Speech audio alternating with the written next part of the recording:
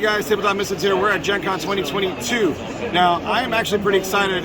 We love RPGs here at Tabletop Misfits. And we were kind of wandering by and looking at some booths. And I don't know how I missed these guys before, but these guys are Studio Agate, and they have amazing books. I was kind of in awe of actually the art and everything on display. And they're a French company, correct? And they've been doing this for a while, apparently. I don't know how I slept on this. I feel kind of dumb, actually, like I missed something out.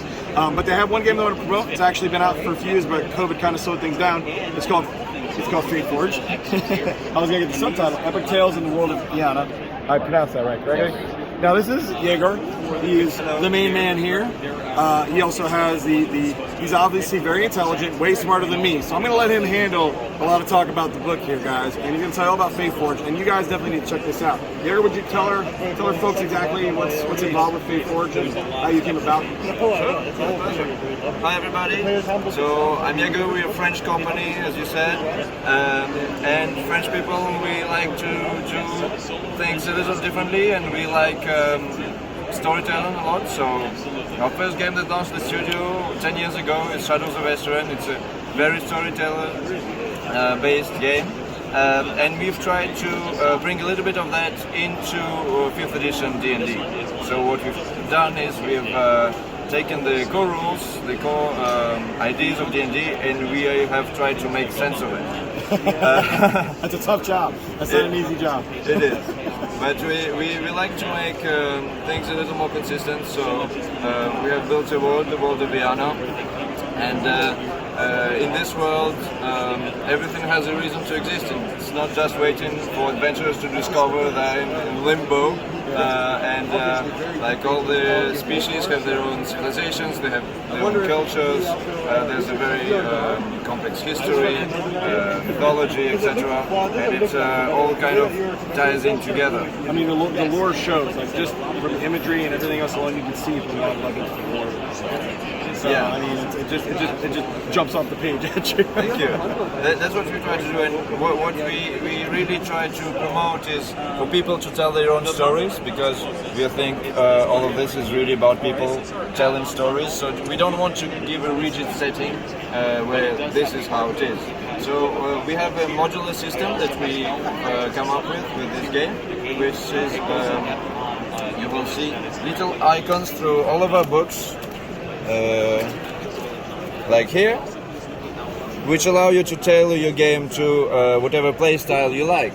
So if you like it more dark and gritty, where you can dive in Dungeons and Dragons, you can choose those rules. If you want high epic, you choose the action ones. If you want dark and horror, you got all the rules for madness and corruption and all the fun stuff that we love. So you can really tailor your game, and this works for the rules, and it also works for all the lore. So we don't tell you this is how it is. We give you 2, 3, 4 options of how it might be, and then you choose the one that that most speaks to you, and then you take the narrative into the direction you want, because that's all it is. You forge your own fate. Exactly. Yeah, and with the whole idea of Fateforge is that the adventurers have been chosen by the Fateforge, by fate, and that they are special. So that we're trying to explain the fact that they heal quicker, they have there's all the special abilities, right, that they don't just come out of nowhere. I'm very special, actually, too. Yeah, I was chosen by fate. I drink a lot of Mountain Dew, that helps. Awesome. It gives me special powers. You didn't know that? Okay. I should try that. You should try, yeah. So you say it's very storyteller based. I'm very one of those people who, even though I have a D&D background, because like a lot of a lot of geeks, back in the day, I played D&D and I love D&D, but D&D has a heavy focus on like combat mechanics and grinding and leveling and things like that. And after a while, you get tired of that. I'm much more of a storyteller. So like I really appreciate when people want to make games that are more storyteller based or whatever. So, for example, like what is their best, like what is there a mechanic in there that really helps the storyteller along? Is there anything in there that like really?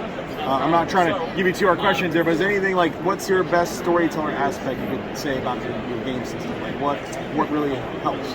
The game system is a classic 5th edition, so you've got all the crunching, you've got all this, but we've tried to bring in these aspects that make for more intense, darker, more profound stories. Right. So you have like we added one class, and that class is the scholar. Okay. This class has no fighting abilities. It's a book nerd. But I love it. But they really help with a lot of other stuff. They help the group in many other ways. Again, the big bad in here for us in this world of Rihanna is the gencon, which is this corruptive entity that comes from the underworld, and then it corrupts, it tries to take over, and so you have all these rules for corruption for when people start, they're tempted by the dark side, then they, because it gives power, but also they struggle to control it. So it's a lot of, we also given mechanics to all of this, obviously, and you can go full.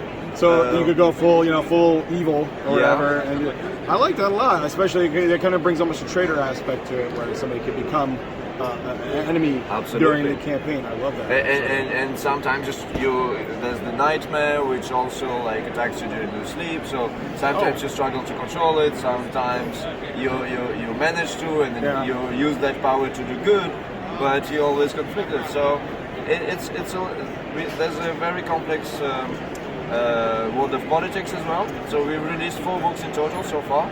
We've done Adventurers, which is the equivalent of the Player's Handbook, except we have so much extra magical stuff that we put all that in a separate book, Grimoire, which is the second core book, with all things magic. You have madness, corruption, you have zones of high magic, zones of low magic, which allows it to switch it up a little bit.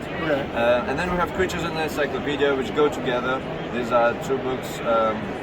So instead of just doing a list of creatures and then do whatever you want, we've chosen 4 regions of the world of Rihanna, and we've presented all the creatures in those regions and how they interact. Because if there's going to be a big bad vampire trying to control the region, that's going to have an effect on everybody who lives there and all the creatures. The animals are going to be scared. There's going to be haunted trees and mechanics for that.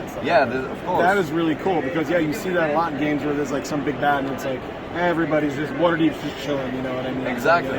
So that's actually it does have an influence. And so there's creatures, the monster compendium, then there's encyclopedia, which is purely lore, and that gives you the history, the cultures of all those 4 regions. So you really have a consistent world that has a life of its own, and if the adventurers don't go somewhere, well, something's going to be happening during that time. There's complex politics, where you can choose like this undying emperor who is trying to bring everything under his dominion, and he has very harsh methods, but also everybody who lives under him are in peace. This sounds amazing. Honestly, this sounds amazing. I'm loving everything you're doing. This sounds really, really cool. You put a lot of love in this. Is this available? This is all available now, by the way, right? It is all available. You can order it through Studio to Publishing. We've just kickstarted the 5th book, which is Creatures Netherworld, which talks about Earth and Underground. And it's in Kickstarter now. It has been kickstarted a month ago. It's going to be released to backers as soon as we manage to produce it. Awesome. You guys, listen. These guys are amazing. You really have to come by Studio Agate. They're in the middle of the hall. Gen Con, I know it's Sunday, but if you get a chance, seriously, come by. They obviously love their work. You can just tell these guys are passionate. And this stuff sounds amazing to me. I mean, everything you told me was just like tick, tick, tick, tick. This is just blowing up. I mean, seriously, come by. If not, check them out. They have their what's the website again? Studio. How do you say this? Studio-agate.com. Go ahead and pick up the books there. Are they in regular retailers and stuff too? We have retailer stores who are supporting us, so check them out. Awesome. So definitely check them out. Grab a couple of copies. Honestly, you will not be disappointed. This stuff is gorgeous, and if you're looking for something a little more in depth, a little more with a lot more love than your casual D&D stuff, you really can't go wrong. Thank you for your time, man. You were awesome. I'm done here talking with the much smarter Jaeger for Studio Agate. Thanks again. Don't forget to like, subscribe, guys, and game on.